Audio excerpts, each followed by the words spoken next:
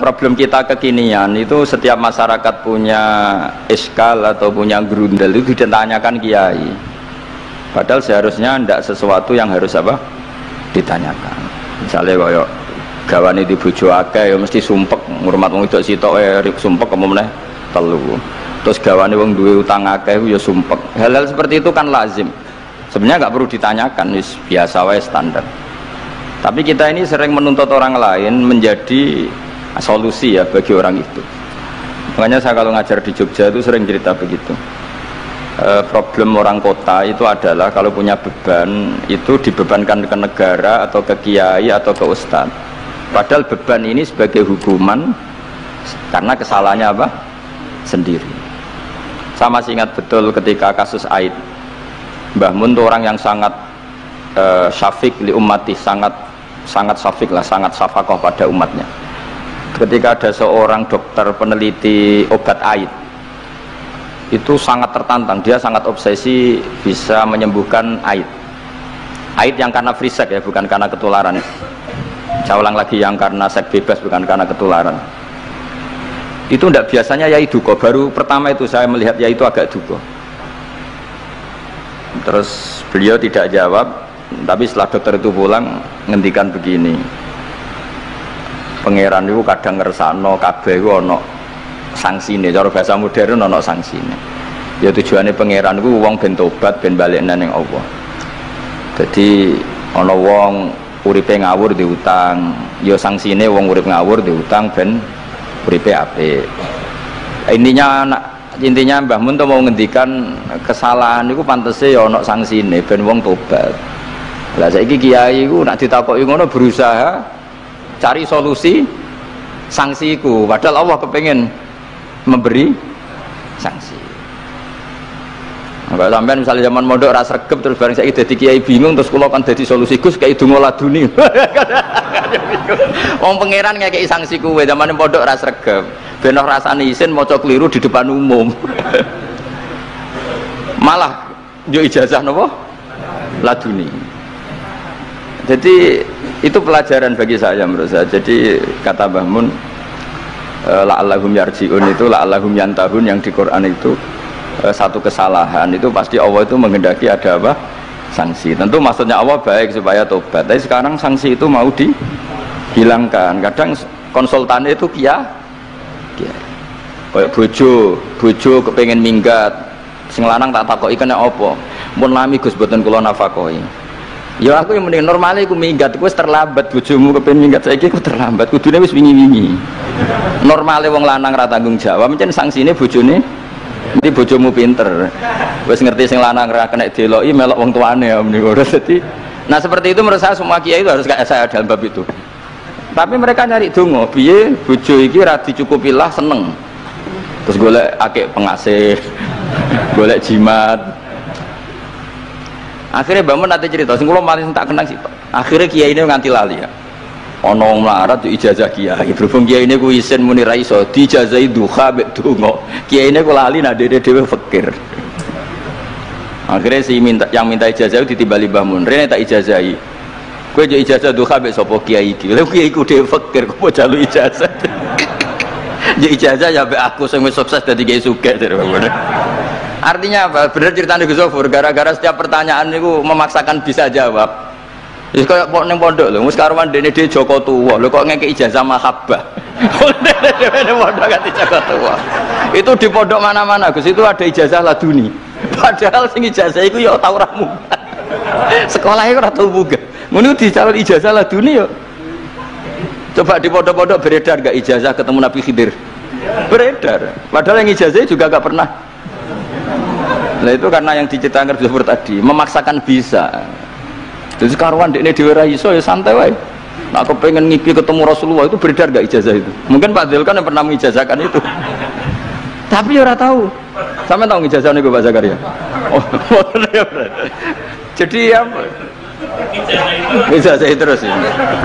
Karena jubir Torekoh nih.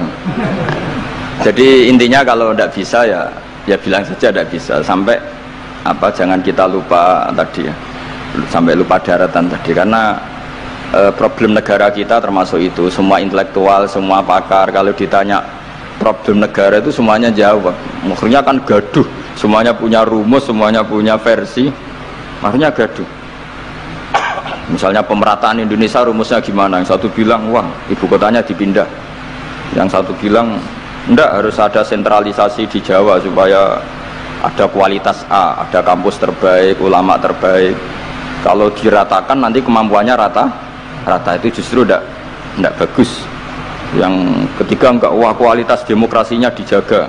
Yang satu enggak, demokrasi tanpa ekonomi enggak bisa. Sehari santri ya sedunia rasa pikir besok mati ben. Nah itu kan karena memikir sudah semua ahlun nar itu redaksi di Quran tuh khalidina fiha, sehingga zaman tabi'in sudah banyak yang berpikir enggak ada kemungkinan orang sing yukhrajuna minan nar. Sehingga terus ada kafilah itu, ada delegasi, ayo kita ke Medina, semoga kita ketemu sebagian ashabu Rasulillah. Sehingga cerita akhirnya ketemu beberapa sahabat. Di situ diceritakan ada Jabir, ada beberapa lah yang sahabat sepuh bahkan. Nah terus si Jabir ini, sahabat Jabir ini cerita kalau itu memang ada di syafaati Rasulullah Shallallahu Alaihi Wasallam. Tapi satu kontingen ini yang tetap berpikiran tidak ada syafaat itu banyak. Alasannya semua cerita tentang ahlun nar adalah khalidina fiha. Ketika Jabir masih hidup itu ya sempat terjadi debat. Loh itu yang khalidina fiha itu amma, sehingga ini menjadi khas. Meskipun khas ini iskal, kita akan iskal karena itu di Quran tidak ada maksudnya nggak ada secara sorry yang menerangkan ada kaumin sing yukhrajuna minan nar. Makanya saya Al-Ajuri ngendikan ciri khas ahli sunnah adalah mengimani adanya kaum sing yukhrajuna minan nar, karena itu benar alladzina hum ahluha. Memang dia spesifik ahli neraka, memang dia berpenduduk neraka. Alamatnya neraka, KTP-nya neraka, kakaknya neraka. Kalau kita ini ndak, KTP kita surga, mbah-mbah kita ahli surga. Karena alamat kita sebenarnya kan surga. Nabi Adam itu kan surga alamat. Makanya saya ngaji di mana-mana itu betapa baiknya agama ini. Karena kunci surga kita sudah dikasih tahu miftahul jannah. Sementara kita tidak tahu kuncinya neraka. Jadi kena mlebu neraka itu kebangetan. Wong ora roh kuncine kok mlebu. Tapi jare kancaku, wah gak ono pintune Gus, dilaku blusek. Ini problemnya itu. Tapi nek sampean mlebu neraka itu kebangetan. Karena yang kita punya kuncinya itu surga, kita tidak punya kunci neraka. Ono sing dikunci neraka mboten to? Nah, harusnya kita nggak bisa masuk neraka karena nggak punya kuncinya. Jadi kalau nak maca hadis miftahul jannah la ilaha illallah itu syukur kalau cek apike Kanjeng Nabi, wong kunci kok ditudono. Itu kan luar biasa. Jadi orang memahami hadis itu. Saya ini tahadus bi nikmah, ini mumpung ada Gus Zofur, ini saya tasihkan. Wal asri demi masa, demi waktu. Saya ketika baca ayat yuridu wa bikumul yusra wala yuridu bikumul usra, dengan ayat wal asri demi waktu, itu memang luar biasa Islam itu. Coba ya, kita baca kalimat tauhid itu kan hanya butuh waktu setengah menit, mungkin tidak ada la ilaha illallah Muhammadur Rasulullah. Waktu yang sesikat itu bisa menghapus kekafiran di masa lalu. Jadi misalnya orang kafir 70 tahun itu terhapus kekafirannya hanya dengan singkat melafatkan la ilaha illallah Muhammadur Rasulullah. Dan waktu pas dia melafatkan syahadat ini momen paling dikenang ketika nanti di akhirat. Wal asr demi waktu. Jadi artinya apa? Momen terbaik kita adalah ketika melafatkan itu. Dan kalimat itu mudah dan sah asal belum yughorghir, belum keler-kelerek, sah. Dan tanpa syarat. Misalnya sholat tidak butuh suci, butuh nutupi aurat, butuh melakukan rukun dan syarat. Syahadat enggak. Lau talaffadhu kafirun bihadi syahadah, mesti apa sohat hadi syahadah. Padahal kafir urung adus ijek cerita ya betapa agama ini mudah. Ya kan, kalimat yang bisa menghilangkan kekafiran kemudian tidak banyak syarat. Coba kalau kamu mau sholat, syaratnya kan macam-macam. Mau zakat, syaratnya macam-macam. Tapi kalau mau yang masyhur itu khawarid lah. Khawarid itu kelompok yang sangat soleh secara zahir. Yes, ibadahnya kata Rasulullah siamu laisa siamukum kasiyamihim wa qiyamukum kami qiyamihim. Jadi puasa kamu sahabat nggak sehebat puasanya orang apa? Khawarij, ibadah kamu tidak sebanding ibadahnya Khawarij, tapi mereka sangat biadab. Ya murukuna minad-din murukosahmi minar ramiyah yaqra'unal Qur'an la yujawizu hana jiro. Dan diantara kesolehan yang berlebihan ini kata Nabi apa?